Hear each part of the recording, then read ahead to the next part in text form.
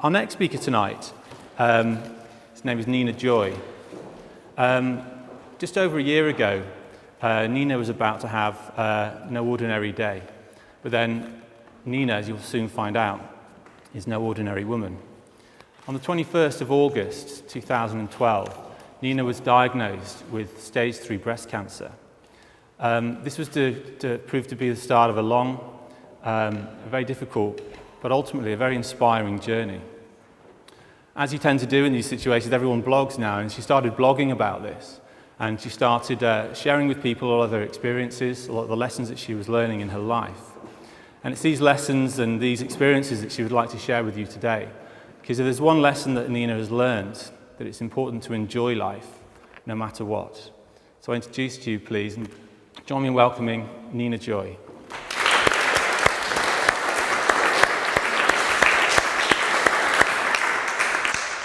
Hi everybody, I brought my kit because it sounds quite a sad story. As speakers, we're used to sharing information about ourselves, experiences, thoughts, feelings. And you've heard a little bit about me, some really personal stuff already. However, hang on to your hat, it's going to get more personal. I may even use the word nipple. So if there's anyone really sensitive, I'll apologise in advance, because I never know quite what I'm going to say. In the spirit of sharing, I guess I'd like you guys to share a little too. Don't worry, it's only a hands up thing. But what I'd like to know is, if you don't mind me asking, who in this room has been affected by cancer? Either yourself or someone really close to you, so that it's affected your life. Keep your hands up, guys. Just look around the room. Thank you. It never ceases to astound me just how many hands go up in a room. And that's why I talk about cancer. Because it can be quite a depressing topic. But actually, we need to change that. Because it affects all of our lives. All of us. There's also the Cancer Research UK statistic that says 1 in 3 of us have a lifetime risk of getting cancer. So even if someone isn't touched by cancer now, I don't think anybody's arrogant enough to think it won't touch them at some time. So that's why I talk about it. I talk about it to people who think they can learn from my experiences. I speak about it to groups. I do a bit of bloggage. And I've just started a Facebook page as well, a Nina Joy Facebook page. And I figure if I can share some of my stuff and if it helps anybody, then that makes me very happy. And I like to be happy. I've got a name called Nina Joy. Go figure. So what I'd like to do today is just share maybe a couple of the things that I've done that gets me where I am today. I like to think I'm maybe not exactly what people expect when they hear where my story starts. My diagnosis, as Mike said to you, was last summer. Before that, I would have been one of the people in this room who didn't put their hands up. There was no one in my family who'd had cancer. I didn't have anybody close to me who had, I'm lucky enough to say. So I was an absolute cancer virgin. And then that all changed one day. There I was, as you do, in the bathroom, drying my back, and I noticed in the mirror. I thought, this is where the word nipple comes in, boys.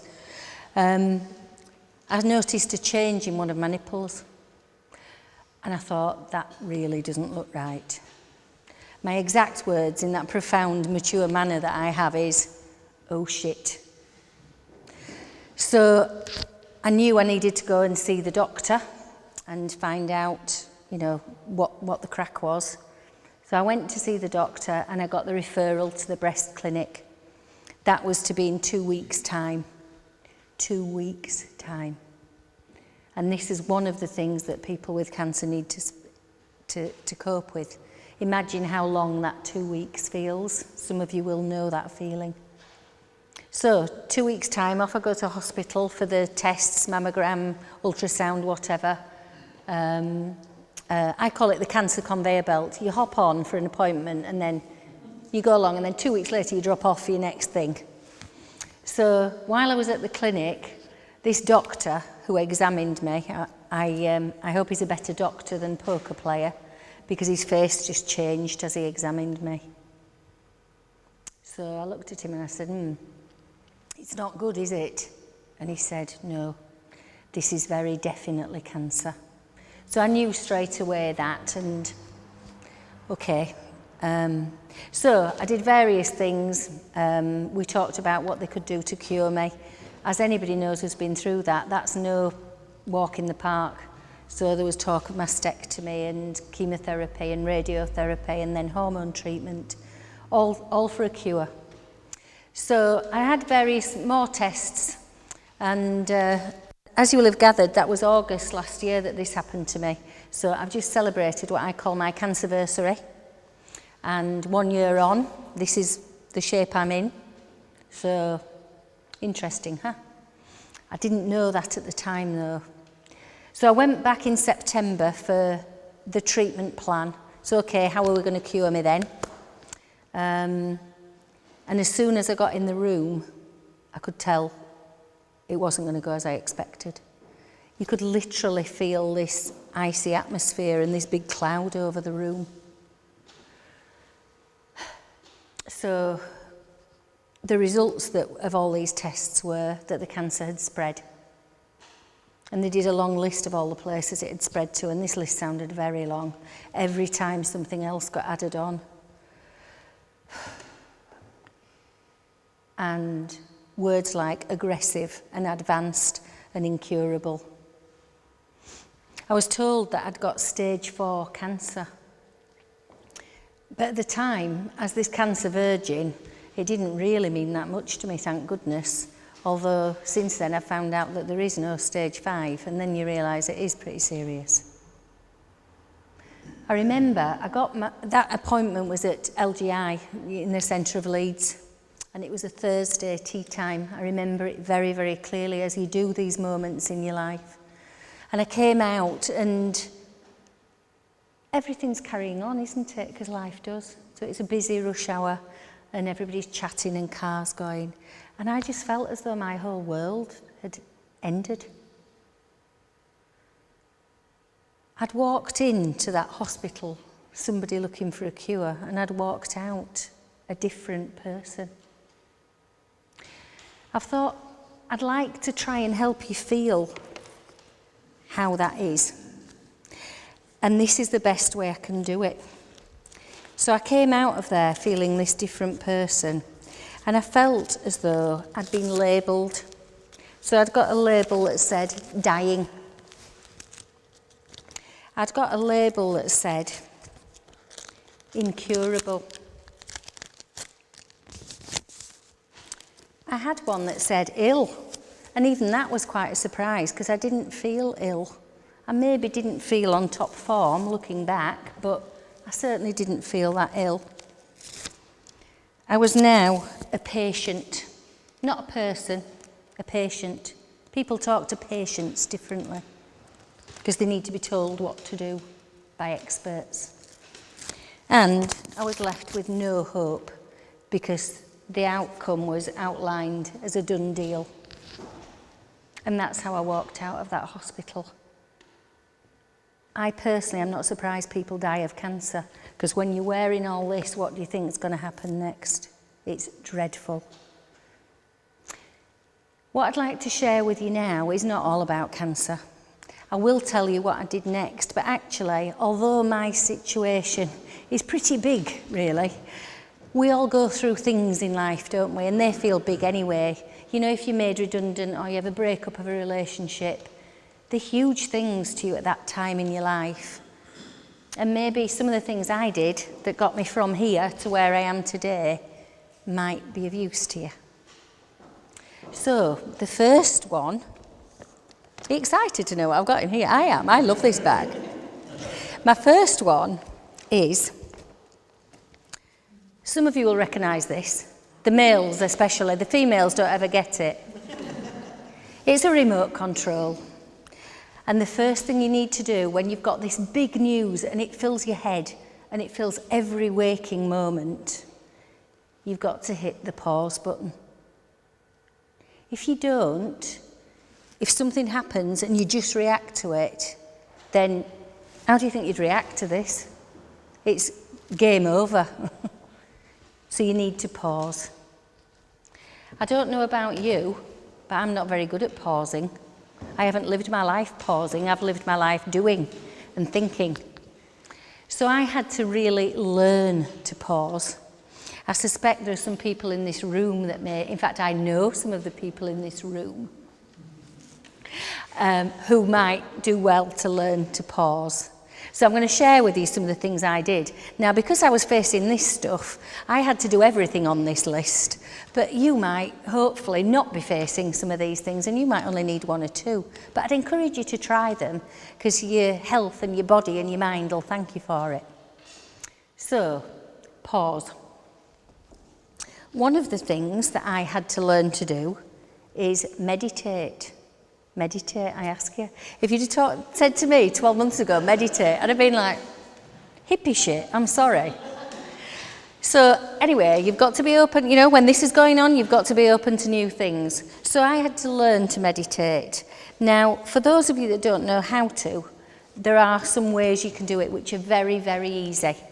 So first thing, you can get an app to go on your iPad or your phone. I actually just checked today before I came here, and if you go into the App Store and you put meditate in search, there's about 450 come up, and lots of them are free. So you can just have a skim through there and see which ones appeal to you, and just try it. I also have some CDs that I listen to. One of my favourite people on the planet is Deepak Chopra. I don't know if it's, yes, some nods. I just think he's astounding. When I read his book about quantum soup, it is the most exciting thing I've ever read. I need to get out more. But meditating, I would really recommend. Now, you're all going to say that you haven't got time, because we all say we haven't got time. But do you know what? That's rubbish.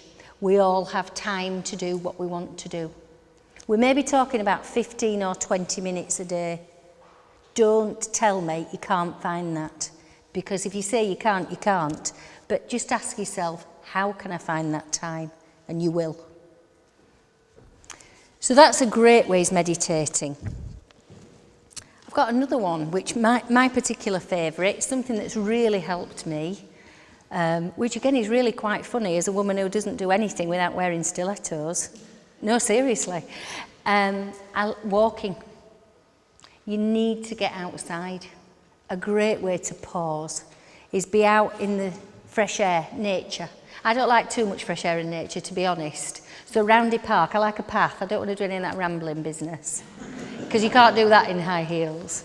So, but Roundy Park has been a really big help for me. But this is no phone with you, no earphones in. This is about being out and being still and listening. It's about looking at what's growing and noticing how beautiful a flower is. It's actually taking some time to be in the fresh air and get that in your lungs. And if there's some sun shining, then you'll get a vitamin D bonus thrown in. Do that.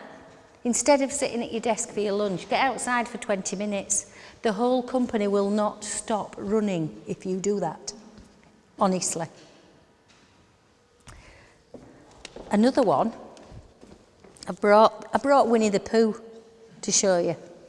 Again, shows my level of maturity. This is my journal, and if you look at it closely, it is very, very well thumbed, and it's very, very full. So when my head was so full with all of this that I didn't know where to put it, I would very often sit and journal. By journaling, if you've never come across it, it's really just writing, not editing anything, just write and write and write. It can be how you feel, it can be what you're scared of, it can be what you're looking forward to, it can be anything. But it's really all this stuff in your head, downloading it, because you just might get a chink of space that'll give you a bit of room. And I did this lots. There's dates on there on how I felt and what I was going to do or what I'd like to ask somebody or whatever. And it's an excuse to buy a nice notebook. I love notebooks. We all love notebooks, don't we, and pens. So do that. Try journaling. I definitely recommend that. And then the last one I've got in there in the pause bit is I've got my iPod. There's too many iPods. My iPod, because I like music. Does everybody like music? They do, don't they? Might be different music. So I've got music for all occasions. So if I feel that I need to relax, like I've got some Buddhist chant music, which as soon as I put it on, I've never felt more zen in my life. On the other hand, what I really like is I've got a jukebox in my kitchen. You know that's true, don't you? You do know that. I've got a jukebox in my kitchen and I like Gloria Gaynor, I Am What I Am. And I can sing very loud. You know that's true. So what music have you got in your life? Do you want to listen to it in the car? Make time for it. So that really was the start of what am I going to do about this, was the pause button, being still. If you're not careful, in many situations in life, you've got a lot of external influences. All this chat, people tell you what they think you should do, or there's advice or so-called experts. The pause allows you to go inside and find what you think you should do for you. Because the expert on you is you. So find time for that. Now the pause button doesn't do it all, of course, because if you're not careful when you're facing this, you could pause and stay and you could wallow a bit. Now I think a little bit of a wallow is okay, but I'm not fond of it personally because it's a waste of time and energy and I don't like doing that. So the next step is you've got to work on your state of mind and you've got to get happy. So I brought a brain. Now, I don't always have one. Today I'm wearing it, but the brain doesn't look very good, but it's pretty magical. It's got lots of bits inside that all do various things. Do you realise just how much control you've got over your own brain? Because clever as it is, it doesn't know the difference between reality and imagination. And that is so powerful. So we can trick our brains into thinking all sorts just by deciding what we're going to put into it. And there are some tried and tested ways of getting your brain in a better position. Actually alters the chemicals within your brain. There are pleasure centres in your brain that you can light up if you're really lucky. So let's share some of those tried and tested ways then. So how was I going to get happy with this going on? I have to say that even for me, with somebody who's got a name like Nina Joy, it was a little bit of a challenge to start with. I looked for some inspiration and I thought about my mum.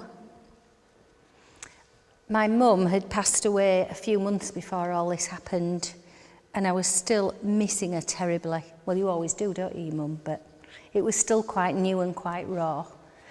But she'd had multiple sclerosis, the horrible progressive kind, so she was really not in a good physical shape when she died. However, mentally, she was astounding. And I remember when she was diagnosed with MS, which seemed, really, again, big news to take in. I remember her saying to me, she said, yeah, but it's better than if it was you or Julie, my sister. It's better than if it was you or Julie had it. So, and she used that really to help her cope. And I thought, oh, right, I can do that. So I thought, well, I'm really glad it's not my sister. And I'm really glad it's not my niece. I did wish it wasn't me, but hey, can't have everything. So actually, a tried and tested way of getting your brain in better shape is gratitude. What are you grateful for? We spend too much time in life thinking about what we haven't got or what we would like, don't we? I think society sort of pushes us that way a bit. But I would encourage you to take time to think what you're grateful for. It might be your health, hopefully. It might be your family. It might be your friends. It might be your work, your home. But every day, take some time to do that. It won't surprise you to know that I've got another book. And this other book I use for gratitude. This is a lovely book, and it says love on the bottom, and it was bought for me by my very good friend Jane, actually. But I use it as a gratitude thing. And when I was preparing for today, I just thought I'd do another little list. And I must have taken maybe 2 minutes, and that's my list of what I'm grateful for. Try it. Start thinking now, what are you grateful for? And your brain's going to be going, woohoo! So, being grateful is good. Another way to alter the chemistry in your brain is to do the things that give you pleasure. But do we really have those on our to-do list? No. Go to work. We do all the things we think we should. Well, I am telling you that what you need on your list is take my vitamin P. So vitamin P might mean pleasure. It might mean positivity. If you're really lucky, it might mean passion. But every day you need some. My things in life are, like one of the things I absolutely adore is a bath. I'm just a real girl, aren't I? Bath, candles, soaking in the bath, that's fantastic. Well, if that's what I enjoy, then I could do it every day. I like very much to laugh. So there are certain people in my life I will seek out because I know they're great company. Or it might be, you know, like Frederica said, watching a certain programme. Vitamin P we use exactly, Jane and I did this, we used to speak about positivity a lot. And it's vitamin P, vitamins you need every day. You can't say, there, I've taken it now. You've got to keep topping it up. So in your life, make sure you make some space, alongside the 15-minute meditating, make some space to do the things that you know you adore. That's all right for the little things, but also there's some big things in life we should be doing. You'll have heard the term bucket list, I guess.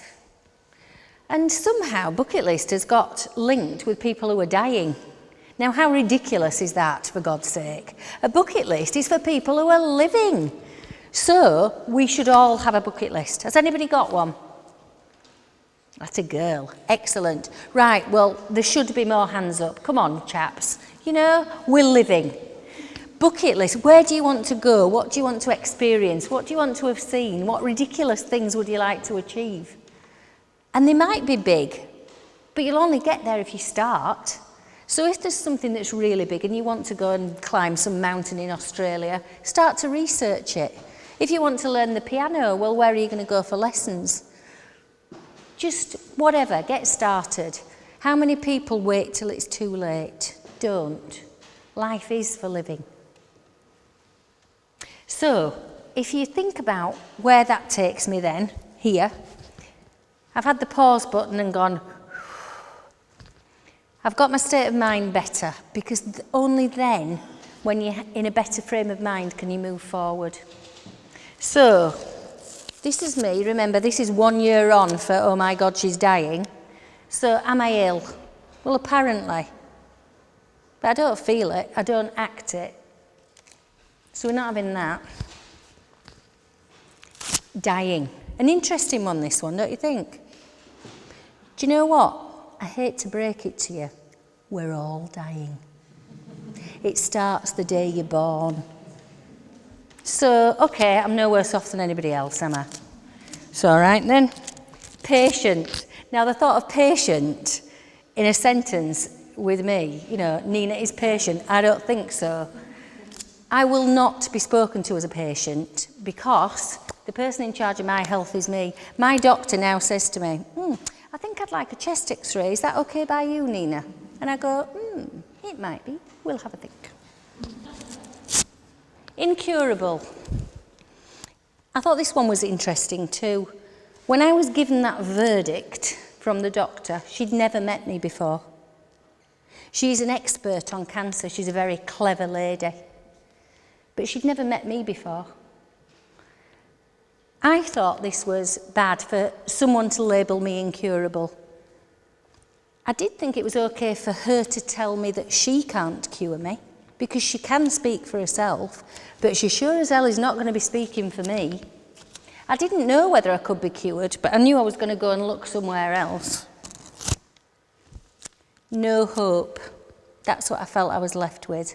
Well, I think you can see what I've done with that one. Because there is always hope. There is. I'd like to ask you what labels you're wearing. You might have some that were given to you by a teacher or by your parents. Lazy. Must try harder. The disorganised one. Maybe worse still, what labels do you put on yourself? Because I think we're harder on ourselves, aren't we? What I'm saying to you is, you've got a choice. You could take those labels off if you choose to and be who you want to be.